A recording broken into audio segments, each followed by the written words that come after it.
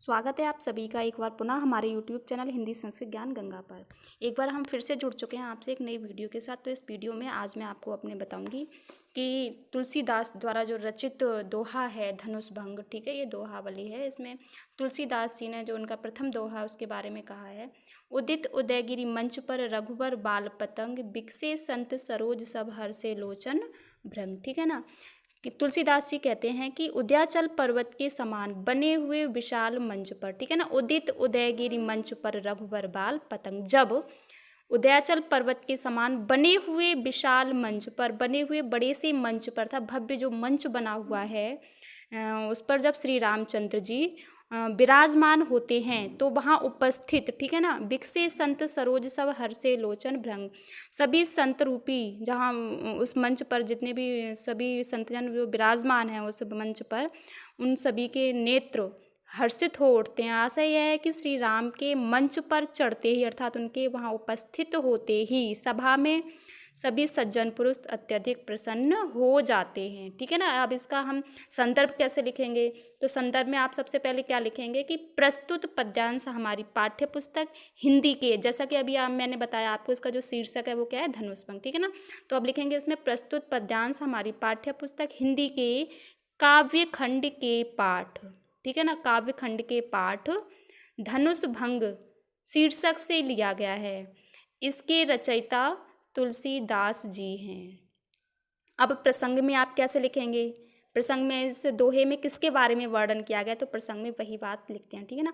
प्रस्तुत पद्य में धनुष भंग के लिए बने हुए मंच पर रामचंद्र जी के चढ़ने का वर्णन किया गया है। अब इसके बच्चों, जैसा कि मैंने अभी आपको इसका भावार्थ बताया, अब इसका हम लिखेंगे काव्य सौंदर्य। काव्य सौंदर्य में आप लोग क्या लिखेंगे, तो काव्य सौंदर्य में आपकी 5 हेडिंग मुख्य होती हैं: भाषा, शैली, रस, छंद और अलंकार। तो भाषा, जैसे कि इस दोहे में कौन सी भाषा का प्रयोग किया है, कौन सी शैली का प्रयोग किया गया है, कौन सा रस है, छंद कौन सा है और अलंकार कौन सा। तो इसमें जैसा अभी मैं जीवन परिचय में मैंने आपको बता दिया होगा, तो भाषा जैसे जीवन परिचय आप पढ़ेंगे ही तो उसमें लिखा होगा, तो इन्होंने जो तुलसीदास जी ने कौन सी भाषा का प्रयोग किया, तो भाषा में आप लोग लिखेंगे अवधि, शैली में हो जाएगा आपका प्रबंध और चित्रात्मक शैली, ठीक है ना। रस में अद्भुत रस हो जाएगा, छंद में दोहा हो जाएगा और अलंकार में उपमा, रूपक और अनुप्रास अलंकार, ठीक है ना। अब ये आपके इस पूरे दोहा का मैंने आपको संदर्भ बता दिया, प्रसंग बता दिया, भावार्थ बता दिया और प्लस काव्य सौंदर्य भी बता दिया। अब काव्य सौंदर्य को लिखते टाइम बच्चे पूछते हैं कि मैम इसको हम और किस प्रकार लिख सकते हैं, इसका वर्णन किस प्रकार कर सकते हैं, तो इसको और सरल तरीके से कैसे समझा जा सकता है। अगर जिन बच्चों को नहीं समझ में आया तो एक बार फिर से मैं इसको आपको पढ़ के बता रही हूँ। उदित उदयगिरि मंच पर रघुबर बाल पतंग, बिकसे संत सरोज सब हर्षे लोचन भ्रंग, ठीक है ना। उदयगिरि जो पर्वत था, उदयगिरि जो पर्वत था उस पर जब श्री रामचंद्र जी विराजमान होते हैं तो उस मंच पर, ठीक है ना, उस मंच पर जितने भी संतजन होते हैं उनको देखकर, वहाँ उपस्थित देखकर सभी संतजनों की आंखें अर्थात उनके नेत्र हर्षित हो। अब आपका इसमें द्वितीय जो पद्यांश है उसमें मैं बताऊंगी कि इसका जो द्वितीय पद्यांश क्या है, उसको थोड़ा सा पहले हम उच्चारण करेंगे।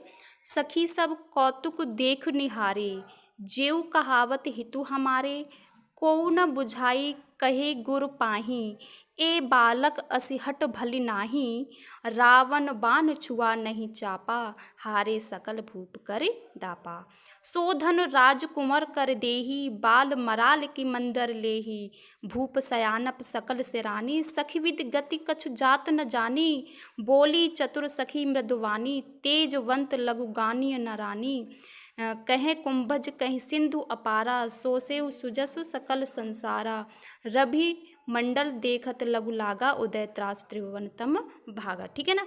इन पंक्तियों में तुलसीदास जी कहते हैं कि जो सीता जी की जो माता होती हैं अपनी सखी से कह रही हैं ना, ठीक है ना, सखी सब कौतुक देख निहारे, अर्थात जो सीता जी की माता हैं वह अपनी सखी से कह रही हैं कि हे सखी, ये जो हमारे हित की अर्थात जो हमारे भलाई की चिंता करने वाले लोग हैं, ठीक है, जो कहावत हित हमारे, ठीक है ना, जो लोग हमारे हित की चिंता करने वाले हैं बे सब, ठीक है ना, कोउ न बुझाई कहे गुरु पाही, ए बालक असे हट भल नाही, ठीक है ना, बे सभी तमाशा देखने वाले हैं, कोई भी उनके गुरु अर्थात विश्वामित्र को समझाकर यह क्यों नहीं कहता, ठीक है ना।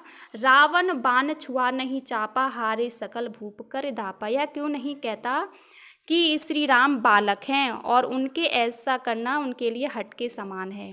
ठीक है ना। रावण और बाण जैसे असुरों ने भी जिस धनुष को छुआ तक नहीं, ठीक है ना, वो यहाँ पर एक लाना देती हैं, वहाँ पर एक मतलब कटाक्ष करती हैं कि रावण बाण छुआ नहीं चापा, हारे सकल भूप कर दापा। ठीक है ना। वह यहाँ पर एक उदाहरण देते हुए कहती हैं कि रावण और बाण जैसे असुरों ने भी जिस धनुष को छुआ तक नहीं और यहाँ उपस्थित सभी राजा घमंड करके पराजित हो गए, वही धनुष इस सुकुमार रामचंद्र के हाथ में दे रहे हैं। भूप से आनब सकल सराने सकी विधि गति कुछ जात न जानी। ठीक है ना। पर्वत को उठा सकते हैं। आशय यह है, उन्हें एक नहीं समझाते कि हंस के बच्चे भी कहीं मंदराचल पर्वत को उठा सकते हैं। भूप से आलप सकल सराने सखी विधि गति कुछ जात न जानी। आशय है कि महादेव के जिस धनुष को रावण और बाण जैसे जग विजयी वीरों ने छुआ तक नहीं और दूर से ही प्रणाम करके चल दिए, उसे तोड़ने के लिए विश्वामित्र का श्री राम को आज्ञा देना और उनका उसे तोड़ने के लिए आगे बढ़ना उनका बाल हट जान पड़ता है। ऐसा प्रतीत होता है कि ये बाल हट कर रहे हैं। ठीक है ना। इसलिए वे कहती हैं कि गुरु विश्वामित्र को कोई समझाता क्यों नहीं है। फिर है आगे, कह कुंभज कह सिंधु अपारा, सोसे सुजस सकल संसारा, रवि मंडल देखत लघु लागा, उदित त्रास त्रिभुवन तब। गोस्वामी तुलसीदास जी आगे कहते हैं कि सीता जी की माता कहती हैं कि दूसरों की क्या कही जाए, राजा जनक तो स्वयं बड़े समझदार और ज्ञानी पुरुष हैं, उन्हें तो गुरु विश्वामित्र को समझाने का प्रयास करना चाहिए, लेकिन ऐसा लगता है कि उनका भी समस्त ज्ञान सयानापन समाप्त हो गया है। हे सखी, क्या करूं विधाता की गति, अर्थात वे क्या चाहते हैं कुछ समझ में नहीं आ रहा। इतना कहकर जब वे चुप हो जाती हैं तब उनकी एक चतुर अर्थात श्री रामचंद्र जी के महत्व को जानने वाली जो सखी होती है वह अपनी कोमल मधुवाणी में उनसे कहती है कि हे रानी, देखने में छोटा होने पर तेज से युक्त मनुष्य को कदापि छोटा नहीं मानना चाहिए, अर्थात उसे छोटा कभी नहीं समझना चाहिए। कहाँ कुंभज अर्थात घड़े से उत्पन्न होने वाले छोटे से मुनि अगस्त और कहाँ विशाल समुद्र, लेकिन उन्होंने उस समुद्र को सोख लिया था। इस कारण से उनका सोया संपूर्ण संसार में छाया है। पुनः सूर्यमंडल भी देखने में कितना छोटा लगता है, लेकिन उसके उदय होते ही तीनों लोकों भूलोक, भुवरलोक और स्वलोक का अंधकार भाग जाता